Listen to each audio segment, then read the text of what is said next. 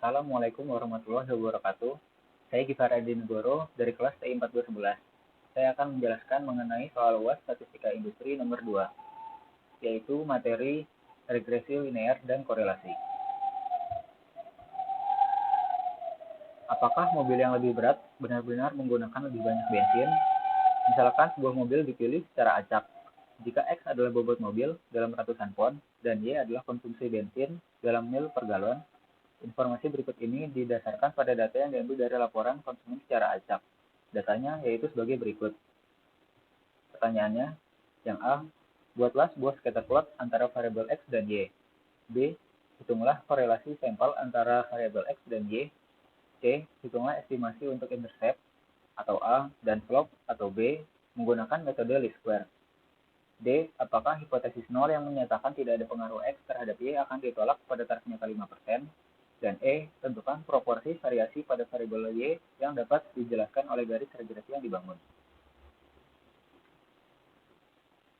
Pertama, scatter plot antara variabel X dan Y. Sumbu X menunjukkan bobot mobil dalam ratusan pon, dan sumbu Y menunjukkan konsumsi bensin dalam mil per galon. Titik-titik ini merupakan koordinat dari X, Y, yaitu 27,30, 44,19, 32,24, dan seterusnya. Di sini dapat dilihat bahwa terjadi penurunan tren. Artinya, terdapat hubungan korelasi yang negatif antara X dan Y. Jika nilai X semakin besar, maka nilai Y semakin kecil, dan begitu pun sebaliknya. Lalu B, hitunglah korelasi sampel antara variabel X dan Y. Pertama, kita membutuhkan data X bar, Y bar, X kurang X bar dikali Y kurang Y bar, X kurang X bar kuadrat, dan Y kurang Y bar kuadrat. Kita dapat menggunakan Microsoft Excel untuk mempermudah dalam pengolahan data, sehingga kita mendapatkan data sebagai berikut. Lalu untuk mencari R, yaitu jumlah dari X kurang X bar dikali Y kurang Y bar, dibagi dengan akar X kurang X bar kuadrat dikali akar Y kurang Y bar kuadrat, yaitu negatif 427,625 dibagi dengan akar 711,875 dikali akar 286,875. Sehingga kita mendapatkan R sama dengan negatif 0,946. Terdapat hubungan antara X dan Y dengan korelasi negatif 0,946. Lalu C, kita akan menghitung estimasi untuk intercept dan slope. Untuk slope, rumusnya yaitu jumlah dari X kurang X bar dikali Y kurang Y bar dibagi dengan jumlah X kurang X bar dikuadratkan, yaitu negatif 427,625 dibagi 711,875, sama dengan negatif 0,601. Lalu untuk interceptnya, rumusnya yaitu Y bar dikurang B dikali X bar, sama dengan 20,875 dikurang negatif 0,601 dikali 37,375, sama dengan 43,326. Jika kita sudah mendapatkan nilai intercept dan slope, maka kita dapat menentukan persamaan regresinya, yaitu Y estimasi sama dengan A ditambah BX. Sehingga persamaan regresinya menjadi Y estimasi sama dengan 43,326 dikurang 0,601X. Lalu D, apakah hipotesis 0 yang menyatakan tidak ada pengaruh X terhadap Y akan ditolak pada taraf nyata 5%? Tahap pertama, kita akan menentukan hipotesis. Untuk H0, yaitu rho sama dengan 0, yaitu tidak ada pengaruh X terhadap Y.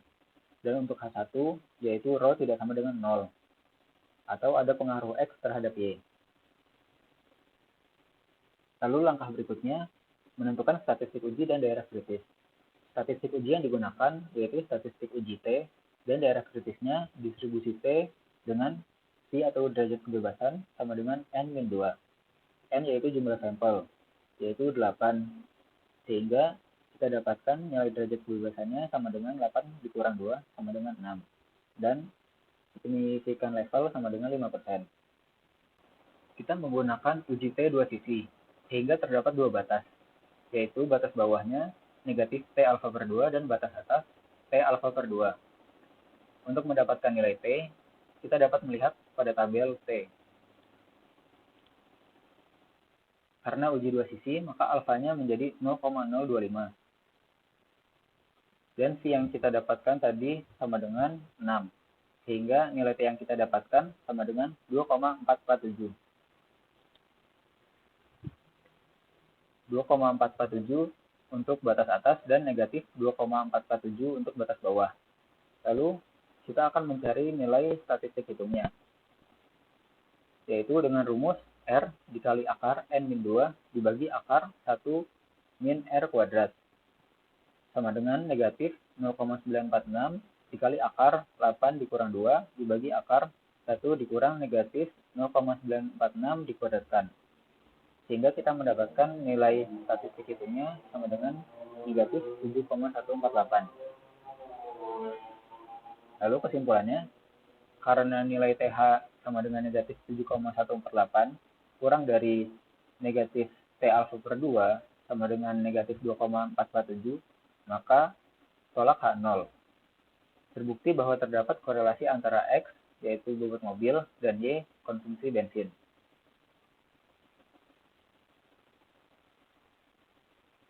E.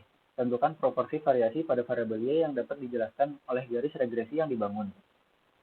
Untuk menentukan proporsi variasi, maka kita harus mencari koefisien determinasinya terlebih dahulu, atau R kuadrat.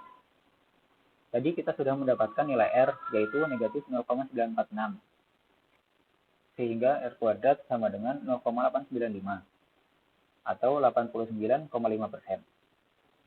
Artinya, variasi pada variabel Y atau konsumsi bensin mampu dijelaskan rata-rata sebesar 89,5% oleh variasi pada variabel X atau bobot mobil pada model regresi. Dan sisanya sebesar 10,5% dijelaskan oleh variasi variabel lain yang tidak dimasukkan dalam model regresi. Sekian penjelasan saya mengenai nomor 2. Terima kasih.